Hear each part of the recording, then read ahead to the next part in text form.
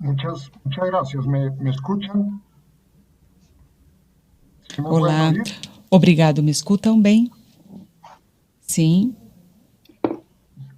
Bueno, quiero agradecerles Bom, por esta gostaria de agradecer a invitación. todos pelo Prometo convite, ser por estar breve. aqui. Quiero Prometo empezar por ser decir que me gusta breve. más el mundo real Gostaria que el de mundo dizer que virtual, eu gosto muito mais do mundo real que do pero mundo estas son las virtual, épocas mas que nos están tocando infelizmente esse é o a todos. momento que estamos Espero que passando. pronto las Realmente podamos espero dejar que logo atrás nós possamos y aí podamos tener já estos superar tudo diálogos isso e possamos ter de esses manera diálogos presencial de forma para el mejoramiento de presencial nuestros sistemas de salud para a en melhor e toda la aperfeiçoamento do región. nosso Voy sistema a de ser muy saúde em toda a breve região. en Eu aras vou del ser tiempo. muito No breve. voy a hacer una descripción Não vou grande fazer uma del descrição sistema de muito salud detalhada do colombiano y su sistema de saúde complejidad que nos colombiano e a sua capturaría, pero complexidade, quiero porque seria muito compartir complicado, mas eu gostaria de 5 o 6 compartilhar com vocês reflexiones 5 ou 6 grandes reflexões del caso importantes del financiamiento de do la salud en caso do Colombia financiamento da y saúde na Colômbia invitarlos a e la gostaria de discusión y a los convidá-los comentarios por a supuesto.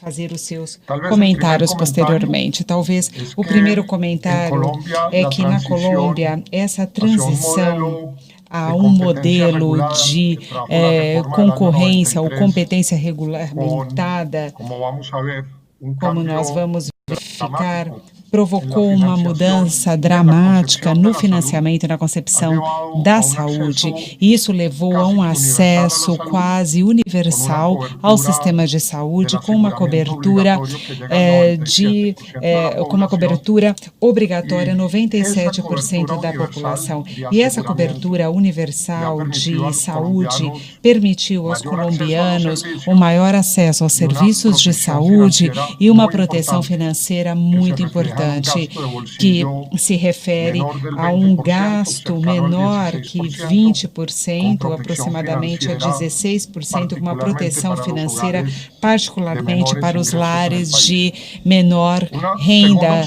do observación país. Uma segunda que observação no queda que resuelta como tivemos e muchas de que las que voy a não ficou compartir acá, resolvida ainda, mas de es várias que que eu vou esa compartilhar aqui cobertura com universal vocês, se é que logra essa con un cobertura financiamiento universal ela é mixto. obtida por meio El de um financiamiento de la financiamento salud obligatoria en misto, ou seja, Colombia da saúde tiene obrigatória na dos Colômbia. grandes Esse financiamento componentes. tem dois grandes Uno es un componentes. Um aporte componente se que llamamos refere a um parafiscal, aporte que nós que es denominamos sobre parafiscal, los salarios, sobre la que é nómina sobre o salário, obligado, sobre a folha que de llega al pagamento e que chega a 12.5% para salud y 12,5% se para a área de reparte en saúde dos e se terceras partes a distribui cargo del empleador y em una tercera partes parte a cargo del empleado, y referentes se ao complementa empregador, ao para poder empregado, llegar a e aquellos se colombianos complementam para poder que están chegar en la aos colombianos que informalidad o estão que no tienen na ingresos informalidade ou que não suficientes o que están apresentam en la rendimentos pobreza, suficientes ou que con estão aportes realmente na linha da importantes desde el pobreza, com presupuesto de aportes la nación importantes de y desde el orçamento da presupuesto de los nação gobiernos e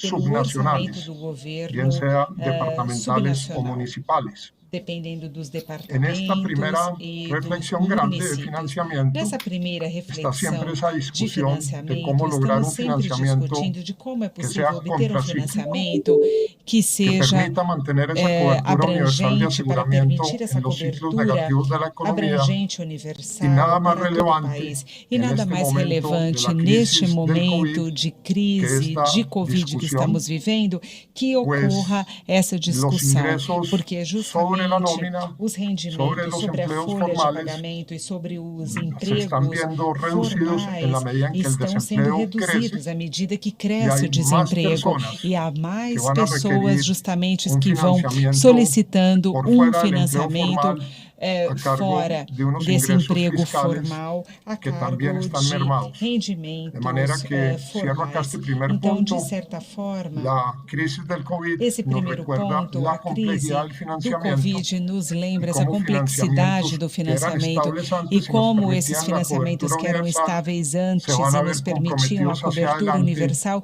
y van a estão exigir comprometidos e una serão revisita comprometidos e de vamos nuevo a precisar los de aportes obligatorios sobre la uma nómina revisão vis-à-vis sobre esses aportes à folha de pagamento com relação aos esforços fiscais referentes ao orçamento da nação. Uma outra observação é que o caso colombiano ele está relacionado muito à solidariedade e ao progresso com relação ao financiamento que tem o mecanismo do seguro obrigatório na Colômbia.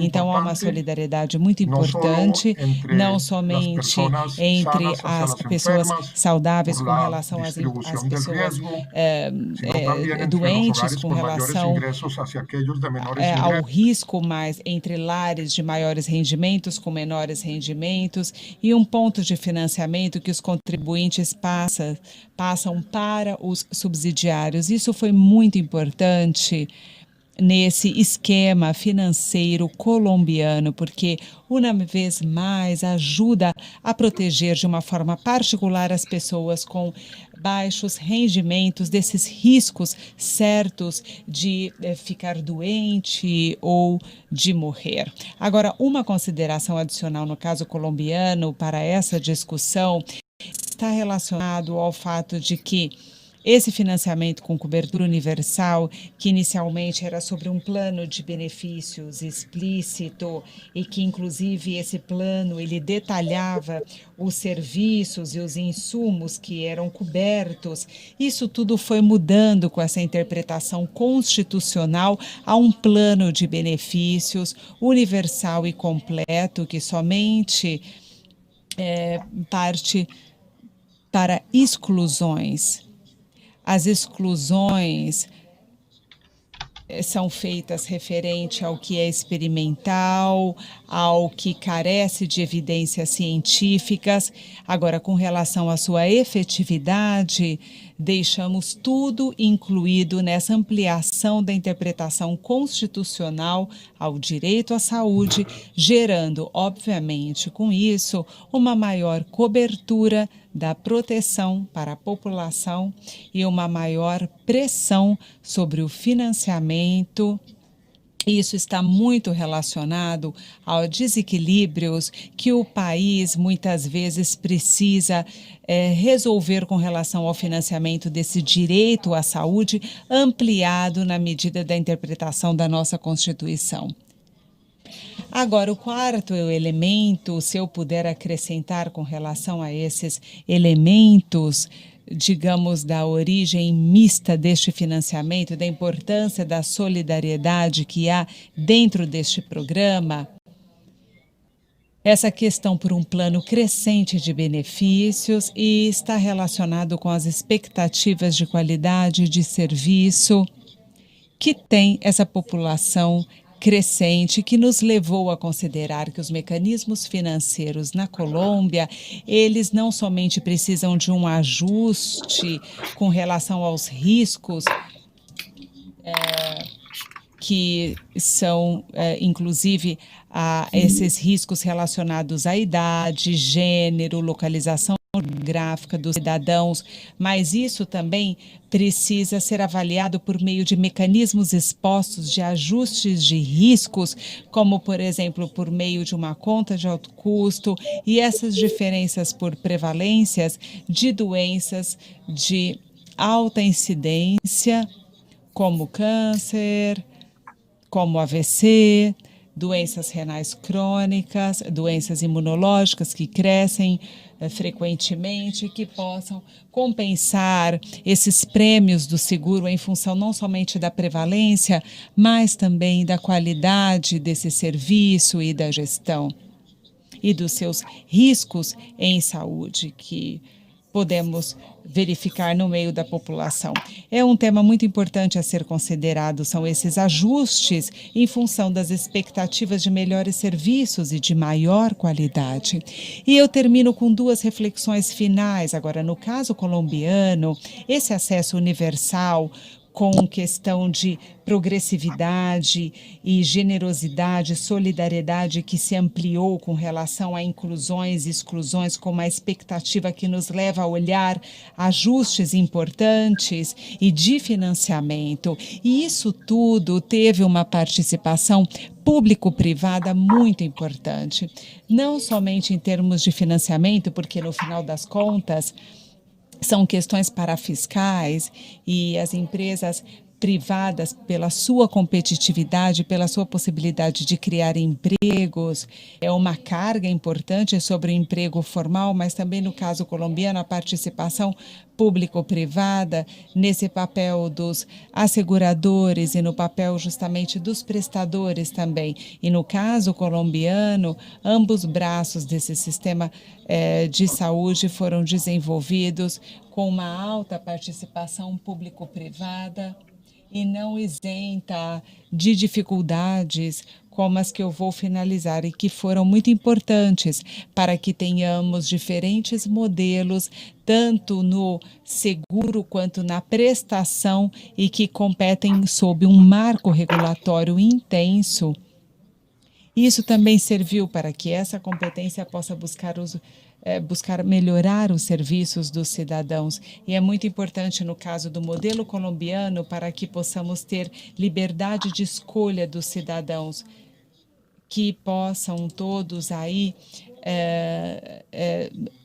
mover-se entre esses seguros, com relação a buscar os seus seguros de preferência na região onde mora. Então, a participação privada regulamentada foi muito importante nesse caso colombiano para poder ampliar a cobertura, o acesso e as possibilidades de escolha dos cidadãos, e uma vez mais dentro de um sistema obrigatório regular.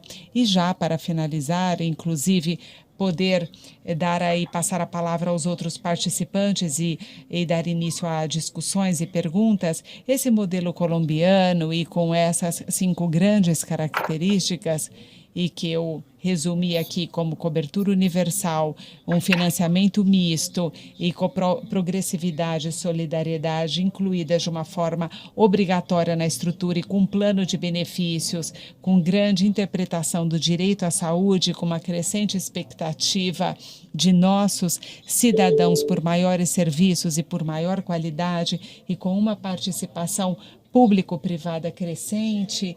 Isso exige um papel de mentoria de longo prazo nessa visão do setor e de um papel de inspeção, vigilância e controle para que possamos nos submeter às regulamentações e que não tenha espaço para o abuso, para a correção, e que nós possamos intervir de uma forma oportuna com essas funções de inspeção, vigilância, controle, e que isso se tornou crescentemente importante no desenvolvimento e no amadurecimento desse sistema colombiano. E o sucesso de tudo isso, de toda essa estrutura e de asseguramento regulatório e participação público-privada, grande parte do sucesso virá justamente da nossa capacidade como país de ter esta mentoria de visão de longo prazo de uma forma muito sólida, e uma vez mais os instrumentos e as competências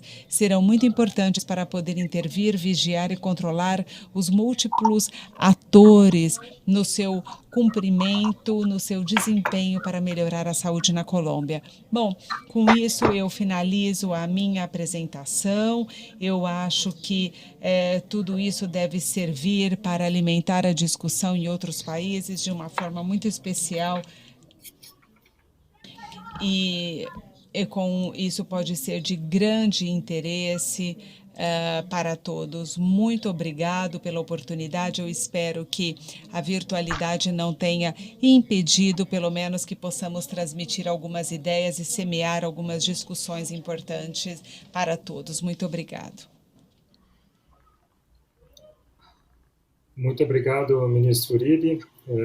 Super interessante as colocações e aprender mais sobre um país que está tão próximo de nós e que certamente também tem desafios muito parecidos como os nossos. É sempre uma oportunidade importante de evolução para a gente pensar no sistema brasileiro. Como o ministro muito bem colocou, a questão da evolução para uma cobertura universal na Colômbia, para dar maior acesso e maior proteção financeira para todos os cidadãos.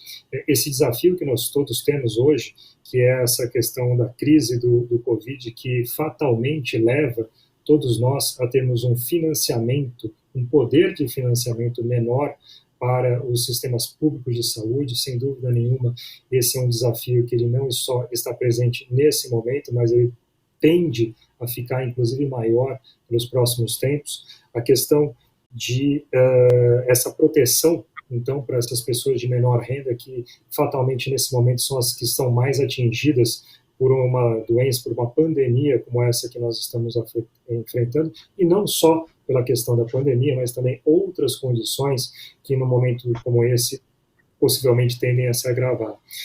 E como que essa proteção ela pode chegar para pessoas que, lógico, estejam enfrentando a pandemia, a questão do Covid-19, mas também outras doenças de maior incidência, o ministro muito bem colocou aí, e isso é uma questão estatística, né? As doenças como a parte relacionadas à oncologia, cardiologia, síndromes metabólicas, então uma série de doenças que, mesmo com a pandemia, continuam existindo, continuam afetando as pessoas e vão continuar sendo um grande desafio de financiamento para todos.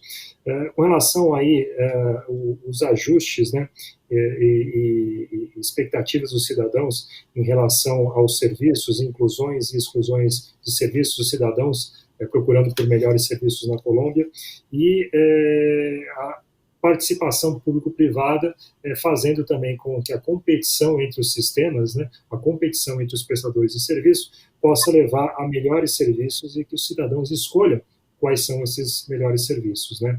Então, essa possibilidade de escolha fazendo com que essa competição leve a um sistema cada vez melhor, cada vez mais de satisfação para os cidadãos na Colômbia. E o papel do governo, esse papel de inspeção, vigilância e controle para garantir uma visão de longo prazo onde haja aí um serviço de cada vez mais qualidade para o cidadão na Colômbia. Então, diante de todas essas colocações aí do ministro, que gentilmente trouxe como que está organizado aí o financiamento na Colômbia, eu passo a palavra agora à doutora Vera Valente, para que ela faça as considerações iniciais dela. Então tá, boa tarde a todos, obrigada aí à organização do FIS pelo convite, prezado ministro Juan Pablo Uribe, Carlos Marinelli, Renilson é um amigo de muitos anos, trabalhamos há em torno de 20 anos atrás no Ministério da Saúde, é uma honra aqui discutir essas experiências internacionais de acesso à saúde, e principalmente aí com o ministro Juan Pablo, que tem uma experiência tão exitosa à frente aí do Ministério da Saúde na Colômbia. Considero essa troca de experiência super importante, né? O desafio na verdade, quando a gente fala de financiamento, é como encontrar formas de ampliar o acesso à saúde para a população e uma saúde de qualidade, né? Então, quais são as formas que a gente consegue levar essa saúde para mais pessoas, para mais cidadãos? E aí, nesse caso, eu vou falar um pouco da FenaSaúde, né? O ministro não está familiarizado, a FenaSaúde tem esse principal propósito hoje de discutir essa ampliação do acesso à assistência à saúde. A FenaSaúde é a Federação Nacional de Saúde Suplementar, temos aí, eu sou diretora executiva, temos 16 grupos privados, né, de operadoras de saúde, que atende a 40% desse mercado de saúde suplementar no Brasil. E hoje você tem no Brasil, como um todo, 23% da população atendida por essa saúde privada, por essa saúde suplementar. Mas como o Brasil tem dimensões absurdas, nós estamos falando aí de 47 milhões de pessoas. Se eu estiver correta com o número, a Colômbia tem 50 milhões de habitantes, ou seja, nós lidamos aí só na saúde suplementar com quase a população da Colômbia. A saúde suplementar movimentou no Brasil 213 bilhões, né, o equivalente a 38 bilhões de dólares em 2019, e o que mostra a disparidade é que os gastos privados, eles corresponderam a cerca de 55% do gasto total de saúde no Brasil, ou seja, para atender 23% da população, 55% dos gastos totais. Então, assim, feita essa contextualização, eu acho que é importante mencionar que acesso à saúde, na verdade, é o grande desafio de todos os países do mundo, independente da forma de financiamento, se ela é pública, se ela é privada ou se ela é mista. E aí eu acho que trocar essas experiências, entender o que funcionou e até o que não funcionou é extremamente importante. Mais uma vez eu parabenizo aí o FIS buscando essa interação, essa troca de experiências. O Brasil, tanto o Brasil quanto a Colômbia, né, como o ministro já comentou com relação à Colômbia, segue os ditames da OMS no sentido de que a saúde é um direito social universal e requer subsídios aos mais pobres. No caso brasileiro, esse ditame ele foi colocado na própria Constituição, que coloca que o acesso universal e igualitário às ações e serviços para promoção, proteção e recuperação da saúde dos brasileiros. Mas o desafio é enorme, né? Temos desenhos diferentes, né? O sistema de saúde brasileiro e colombiano, mas são constituídos, são baseados na construção dessa parceria entre o setor público e o setor privado.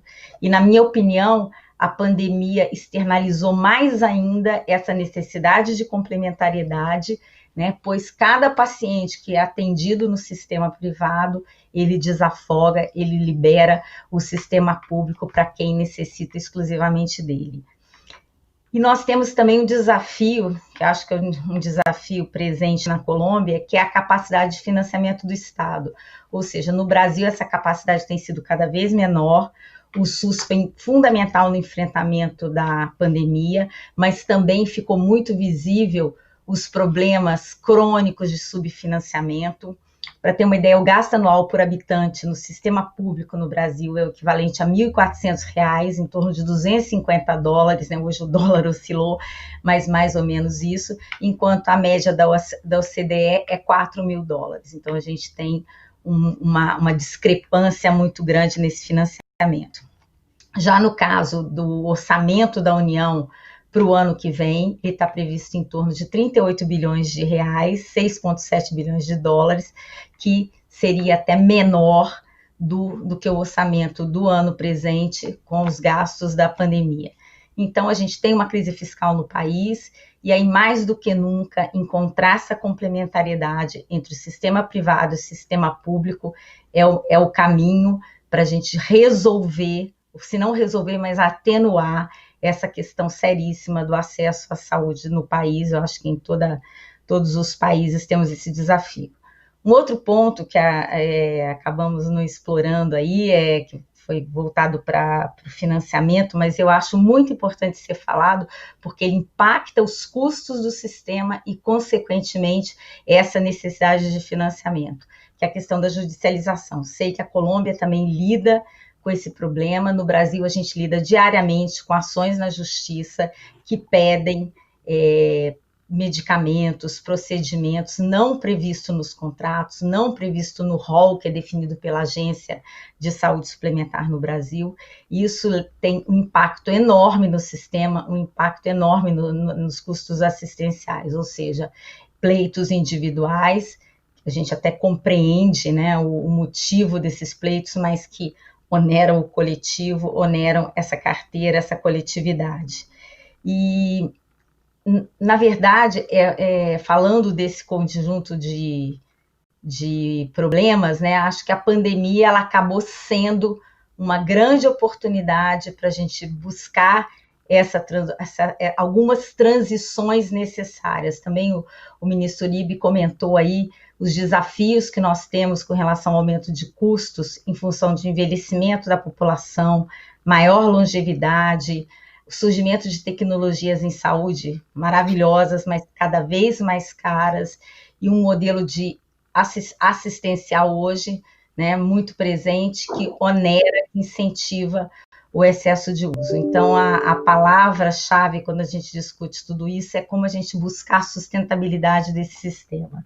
Então, modelos baseados em geração de valor, colocando o paciente no centro do cuidado, fortalecimento da atenção primária, ênfase na prevenção, e um outro avanço também, que eu tenho até curiosidade de saber como é na Colômbia, também o avanço da telemedicina. Tudo isso leva a uma melhoria no sistema, a uma melhor sustentabilidade, redução de custos muitas vezes, e aí também atenua essa necessidade de financiamento do sistema. Na minha cabeça está tudo muito conectado, visando aí essa ampliação do acesso.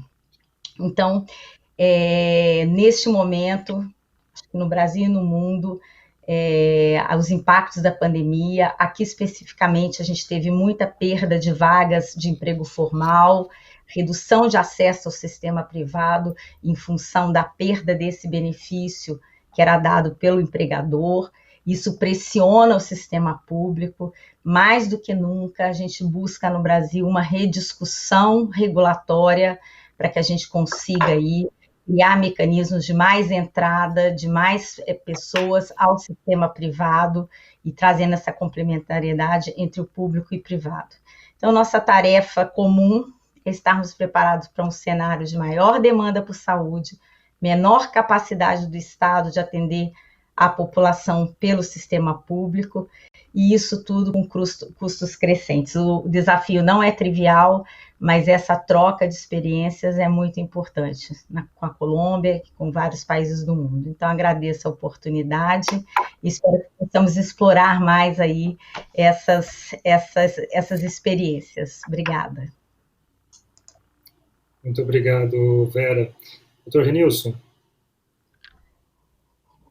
Bom, também queria iniciar agradecendo a FIS pelo convite, pela oportunidade, inclusive a oportunidade mesmo de forma virtual reencontrar minha amiga Vera, que tem um tempo que a gente não se vê.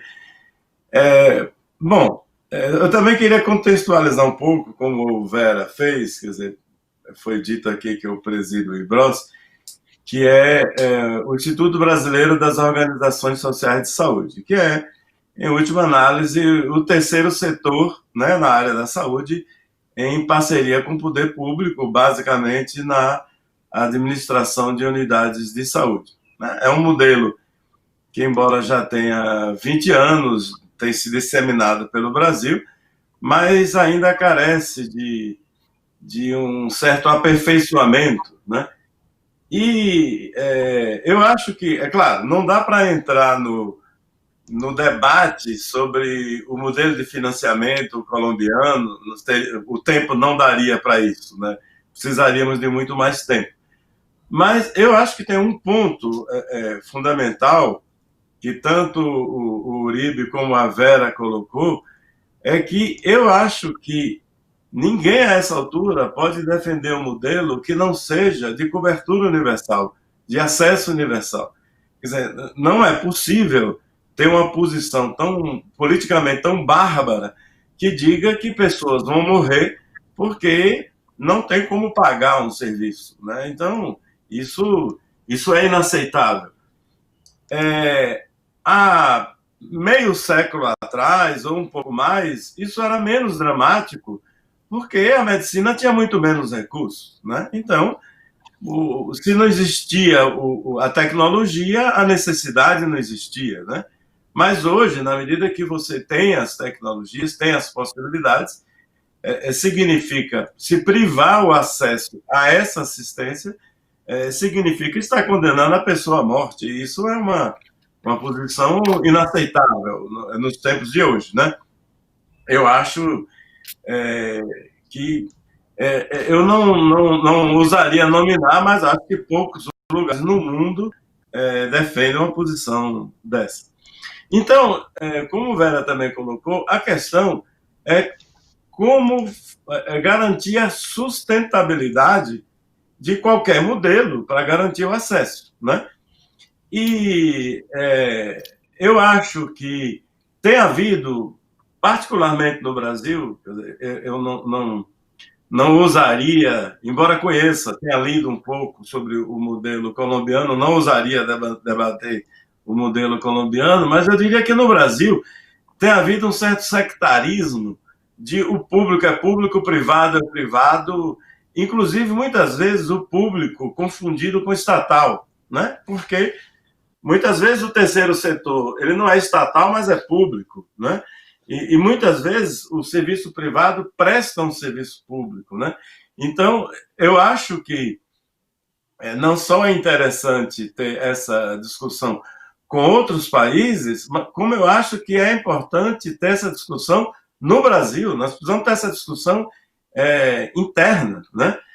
E eu queria agregar uma outra questão, é que eu acho que a gente não pode separar a discussão do financiamento de dois outros aspectos. O aspecto da organização do sistema, né? Porque eu acho que isso tem impacto sobre o custo-benefício, sobre a rentabilidade, né? Falando mais claramente do modelo brasileiro, eu acho que nós erramos na mão na descentralização, perdemos escala, e isso faz com que a gente perca eficiência, né? Então, essa é uma questão extremamente relevante. Com isso, eu até tive a oportunidade de assistir uma entrevista do ministro Uribe falando em redes, né? E eu acho que no Brasil a gente precisa, na área da saúde, talvez em nenhuma outra área, mas na área da saúde a gente precisa superar os limites político-administrativos dos municípios para pensar em redes regionais. Essa é uma questão fundamental, né? Precisamos, então, com isso, melhorar a gestão do sistema, a organização do sistema, que por sua vez tem a ver com o que também foi falado, com medidas de promoção da saúde, de prevenção, né? Nós não podemos pensar só nos hospitais, porque é a forma mais cara e ineficiente de enfrentar os problemas de saúde da população. Eu dirijo um hospital, não sou contra o hospital, mas eu acho que o hospital é a ponta, né, da linha, né? E aí, chegando até mesmo nos hospitais, a gente tem que ver a questão, no caso, eu acho que no Brasil é mais grave no setor público, mas eu ousaria dizer que em toda a administração hospitalar no Brasil, nós temos muito amadorismo, muita improvisação, né? E no caso da administração pública, soma-se a isso ferramentas absolutamente impossíveis de se conseguir garantir uma eficiência, né? Os hospitais públicos que têm uma administração pouco profissional, não tem meta, não tem uma clareza do ponto de vista da segurança do paciente, da qualidade da assistência, que eu acho que a gente precisa chegar nesse ponto. Então, finalizando, o que eu queria dizer é que temos, sim, um problema sério de financiamento, não só no Brasil, é no mundo inteiro, porque cada vez mais os custos crescem, né? Tem uma equação que o Eugênio Vilaça sempre apresenta, que é custos crescentes com recursos limitados, né? E que eu acrescento que são e serão sempre a demanda, as necessidades serão sempre crescentes, elas não tem um teto onde as necessidades vão parar. E os recursos serão sempre limitados, não existe possibilidade de ter dinheiro sobrando na saúde. Eu sempre, quando eu falo para gestores, administradores, secretários, eu sempre digo, olha, quem acha que vai ter dinheiro suficiente, vá para casa, vá fazer outra coisa, porque o dinheiro na saúde jamais será suficiente, né? Então, além dessa questão do financiamento, o que eu quero, em última análise, trazer é que nós não podemos pensar só em como obter mais dinheiro. A gente tem que pensar em como fazer melhor gestão do sistema e melhor administração das unidades que prestam serviço, e aí, particularmente, os hospitais. É claro que a atenção primária é importantíssima, né? Mas o custo de um hospital daria para sustentar a atenção primária num determinado estado. Um hospital cobriria o custo da atenção primária inteira do estado, né? Então, se gasta muito dinheiro em hospital, a saúde é cara, né? E, então, realmente, não é só pensar em mais dinheiro, porque há um limite. Nós não podemos pegar toda a riqueza do país para gastar em saúde. Isso é impossível. Sempre haverá um limite. Então, nós temos que, além de pensar no financiamento, pensar na gestão do sistema e na administração das unidades. E eu acho que esse é o grande debate, né, que temos, não só agora durante a pandemia, mas principalmente no pós-pandemia. Mais uma vez, agradecer o convite, a oportunidade e ficar à disposição. Muito obrigado, doutor Renilson. Ótimas considerações e reflexões. Da mesma forma, a doutora Vera também, falando sobre aí a organização do sistema brasileiro e os nossos desafios atuais. E passando a palavra agora para o ministro Uribe, eu tenho uma pergunta aqui, ministro, que na linha do que também a doutora Vera e o doutor Renilson colocaram, esse é um momento de desafio e ele vai ser cada vez mais desafiador. A gente tem uma questão de limites de recursos e cada vez mais gente precisando. Então, se o senhor puder falar um pouco da experiência colombiana nesse momento, começando especificamente pela telemedicina, uma coisa interessante, a gente está vendo isso crescer muito fortemente no Brasil, é um tema que esteve sob discussão durante muito tempo, acredito que a pandemia mostrou que era uma necessidade e é uma questão inexorável, aliar tecnologia, acesso, conveniência e chegar até as pessoas rapidamente com conhecimento médico. A gente vê um crescimento enorme da telemedicina no Brasil, como que isso está acontecendo na Colômbia, e também se o senhor vê na sua experiência alguma mudança importante no sistema colombiano para conseguir endereçar essa questão de limite de financiamento com a pandemia e outras necessidades futuras que possam estar ocorrendo agora ou que o senhor vê que será necessário nesse futuro próximo.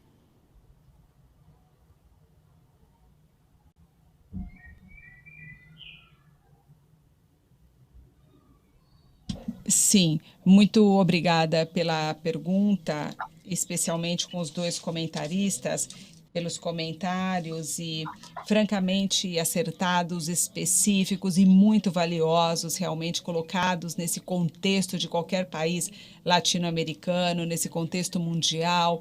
Eu gostaria de parabenizá-los realmente com relação a toda essa explicação, e nós não podemos estar mais de acordo com relação aos comentários. Eu simplesmente gostaria de começar de uma forma geral, para especificar com esse tema dessas perguntas.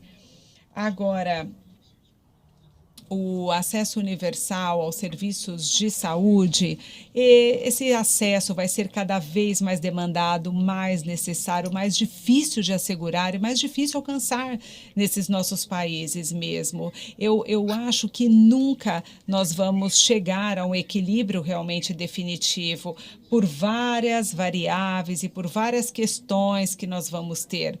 Então, é um frágil equilíbrio realmente nessa questão. Isso nos vai obrigar a verificar isso de uma forma permanente, a prioridade que nós damos isso à saúde e, como muito bem mencionamos, esse modelo operacional que está que está cheio de oportunidade nos nossos países de poder fazê-lo melhor. Eu acredito francamente nessa complementação do setor privado com o setor público, e eu gostei muito deste conceito de derivar fronteiras, e que nós temos, por exemplo, nessa descentralização política administrativa para poder chegar de uma forma mais adequada neste acesso universal às populações.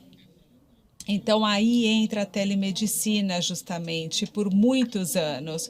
E por muitos anos nós falamos da telemedicina, falamos por vários momentos, a tecnologia, o conhecimento para poder chegar a regiões distantes, a populações dispersas que não têm acesso a isso e vulneráveis realmente. Então, esse conhecimento dessa tecnologia, esse conhecimento estava ali, mas por muitos anos, digamos, nós vimos vários tipos de obstáculos com relação a isso e tínhamos instrumentos que poderiam aí nos ajudar com isso, mas que não davam um equilíbrio financeiro específico. Isso nos ajuda muito a mover, a chegar e a garantir justamente para mais e mais cidadãos essa necessidade de um acesso universal. Então, o Covid, que acabou sacudindo a todos, nos fez de uma forma muito dolorosa entender que a gente não poderia continuar levando isso e prorrogando a telemedicina. Esse impacto no programa social,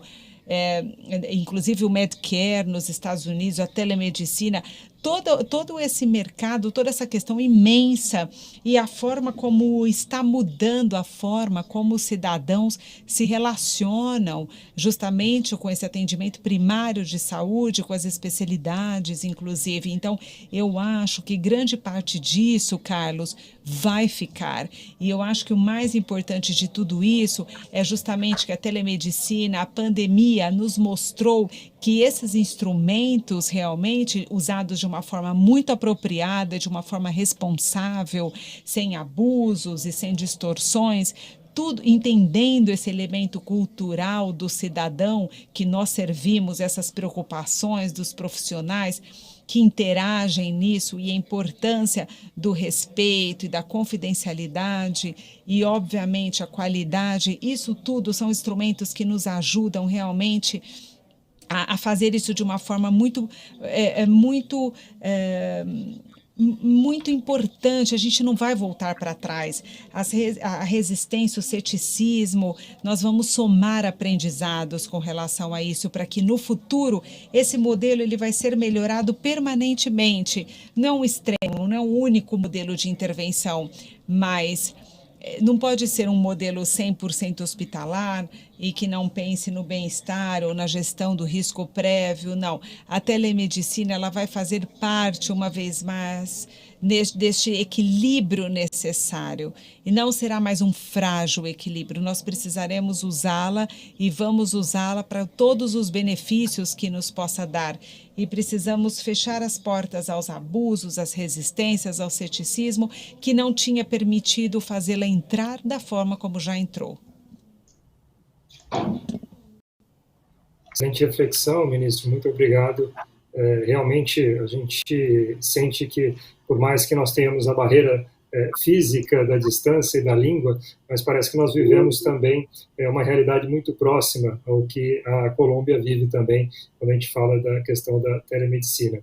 E aí eu vou perguntar agora, doutora Vera, a gente está falando aqui de modelos que enfrentam desafios que eles são muito próximos, nós estamos falando de modelos que têm marcos regulatórios próprios, tem modelos de financiamentos próprios, mas tem uma participação pública e privada que ela tem que ser complementar, ela tem que ser integrada e que ela permite que estados que têm um desafio fiscal, como Brasil e Colômbia, possam estabelecer um cuidado com seus cidadãos que seja de qualidade, mesmo diante desses limites.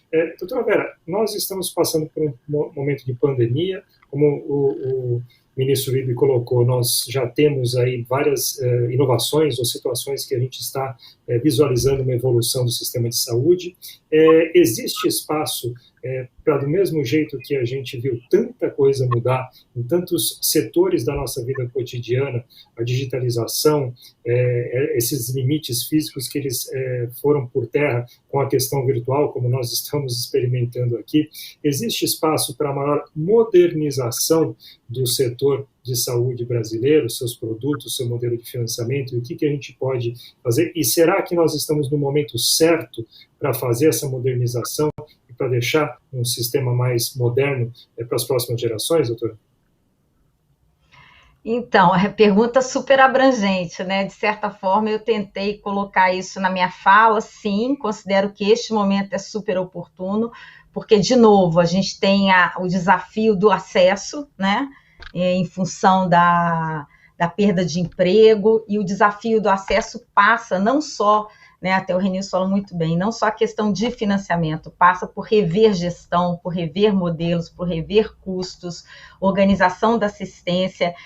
Então, eu acho que todos esses elementos que foram explorados, né, e passa por rever a questão da relação com os prestadores, né, dos modelos de remuneração, já era uma pauta que existia, em que você possa ter o foco no paciente, no valor em saúde. Algumas operadoras hoje, algumas seguradoras já têm metade do seu sinistro em modelos diferentes de remuneração, então esse é um caminho.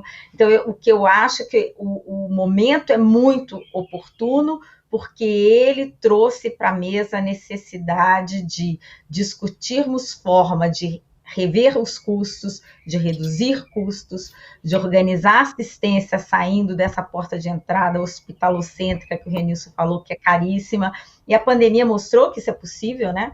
Você teve uma organização forçada dessa assistência, né? Uma fuga do primeiro atendimento sempre no hospital, mostrou que é possível você organizar usando a telemedicina, as pessoas tiveram acesso a algumas orientações importantes para a sua saúde, sem a necessidade de ir ao hospital. Enfim, eu penso que a pandemia, tudo que a gente já vinha falando, ela trouxe essa necessidade. A tecnologia é um elemento importante, as parcerias, seja elas intramuros, sejam elas extramuros, né? A gente viu o quanto foi importante a parceria das operadoras com seus prestadores, né? Em função do que aconteceu, da baixa procura para alguns tipos de procedimentos, essa parceria se mostrou importantíssima. E, de novo, não existe a possibilidade de não se rever essa complementariedade, não se reforçar, discutir de forma realmente positiva essa construção mais forte do público com o privado. É impossível uma assistência à saúde com o desafio que é a dimensão do nosso país, o tamanho da nossa população, sem que haja essa complementariedade de forma sólida e crescente. Então, eu acho um momento super importante. E um ponto importante que está na nossa agenda, né? Boa parte, alguns desses itens, eles passam por revisões de regulamentação, né? Eu não sei se o ministro Uribe sabe, a legislação brasileira tem mais de 20 anos que regulamenta a saúde suplementar. Então, muita coisa aconteceu, mudou o perfil epidemiológico, mudou a longevidade, mudaram as tecnologias, isso tudo é muito bom, mas aumentaram os custos da saúde. Então, a gente precisa aí também modernizar essa legislação para que ela permita esse respiro e essa ampliação desse sistema que eu considero essencial para o nosso país. É isso. Excelente, obrigado, Vera. Dr. Renilson, o senhor falou sobre a questão de que os custos eles são crescentes, os recursos vão ser sempre limitados e como que a gente deveria caminhar para uma maior eficiência, inclusive de gestão. O que seria, na sua opinião, as prioridades, vamos dizer aí, uma agenda positiva dentro desses modelos de gestão que têm que ser melhorados no Brasil? O senhor poderia compartilhar conosco o que, no seu entender, são as prioridades de uma modernização desse modelo de gestão? Bom, em primeiro lugar, eu acho que é o tema que Vera tocou aí, que eu acho que é a questão da parceria. Eu acho que se tem uma coisa que a pandemia demonstrou para o mundo, é a necessidade de parceria, de união, né? Ninguém consegue resolver esse problema sozinho, né? Então, eu sempre estou dependendo do outro. Se eu uso máscara, se o outro não usa máscara, se eu me cuido, se o outro não se cuida. Então, nós somos interdependentes, né? Então, eu acho que o desafio da saúde no Brasil e no mundo, é conseguir construir essas parcerias. E a parceria, eu acho que ela requer, em primeiro lugar, confiança, né? Então, as partes envolvidas, que não são inimigas, não são adversários, têm que se confiar mutuamente para que a gente construa caminhos, né? Algumas coisas nós já sabemos e são óbvias. Nós temos que ter uma atenção primária forte, com qualidade, né? Não para economizar, mas porque é até desumano você esperar que um diabético fique sabendo que é diabético quando for atendido numa emergência de um hospital, ou que um hipertenso fique sabendo que é hipertenso quando faz um acidente vascular cerebral e vai para uma emergência. Então, o investimento na atenção primária, ele é lógico, ele é racional e ele é humano. Ele é uma preocupação assim, com a vida do outro. Então, essa é uma questão fundamental, né? Mas, é claro, de novo, no Brasil se coloca tudo no antagonismo. Não é atenção primária versus atenção hospitalar. É a atenção primária ocupando seu espaço. Temos que ver algumas coisas no Brasil. Nós temos uma quantidade enorme de hospitais no Brasil que não são hospitais, né? Que são lugares que não garantem atenção à saúde da população e custam uma fábula de dinheiro, tá certo? Então, isso tem que ser revisto. A questão da descentralização, da gente rever e redefinir redes, né? Então, agora, retomando o início, eu acho que a palavra mágica é parceria. Não dá para o setor privado construir uma saída, o setor público construir outra saída. Nós só vamos construir uma saída se construirmos juntos essa saída, né? E é necessário, porque não adianta. Nós não vamos ter uma riqueza tamanha que o setor privado seja capaz de responder às necessidades da população. E não vamos ter uma capacidade fiscal tão grande que o Estado seja capaz de responder a todas as necessidades da população. Então, me parece uma coisa óbvia. Nós temos que, juntos, encontrar uma saída, né? Porque, em última análise, disso depende a sobrevivência da população, ou seja, que menos pessoas, porque acontece hoje, morram por falta de assistência, ou que menos pessoas morram por uma assistência de má qualidade, ou que menos pessoas morram por falta de acesso, ou no público ou no privado, porque há dificuldade de acesso nos dois setores, né? Então, eu acho que a palavra-chave, e que eu acho que a pandemia nos traz, é a necessidade da parceria. Excelente, doutor Renilson. Obrigado pela altíssima dose de realismo e pragmatismo ao abordar o tema. Bom, nós estamos terminando aqui, daqui a pouco, o nosso painel. Eu queria passar a palavra para o ministro Uribe para as suas considerações finais e uma mensagem final a todos os nossos ouvintes e a nossa audiência do FIS 20 sobre o momento que vivemos e o que devemos esperar pela frente diante desse momento de pandemia, mas também diante de um momento que a gente cresce a atenção não só na Colômbia, mas no Brasil e em outras partes do mundo, onde a gente tem visto a discussão, a necessidade da saúde universal.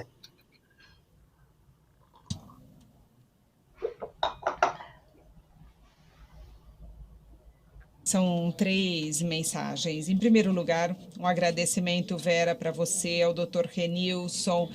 Esse diálogo foi muito provocador. Eu gostaria de dizer com franqueza que eu adorei participar disso. Eu queria muito no futuro poder continuar com essa conversa.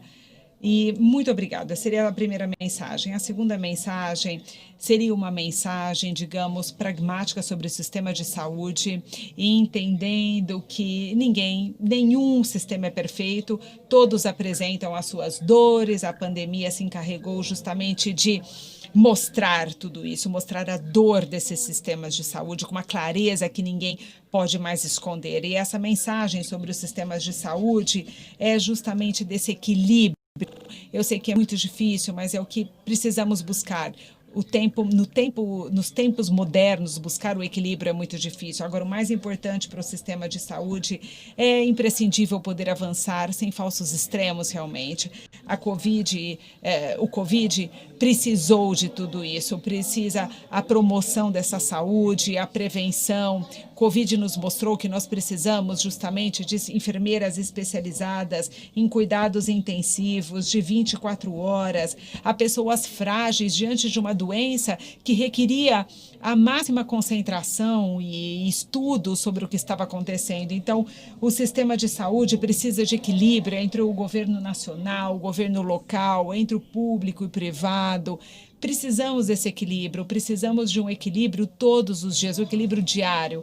Essa seria a minha segunda mensagem. E, uma vez mais, devemos buscar proporcionar esse equilíbrio aos sistemas de saúde para que possam aprender, possam melhorar e possam melhorar cada vez mais essa busca de servir melhor.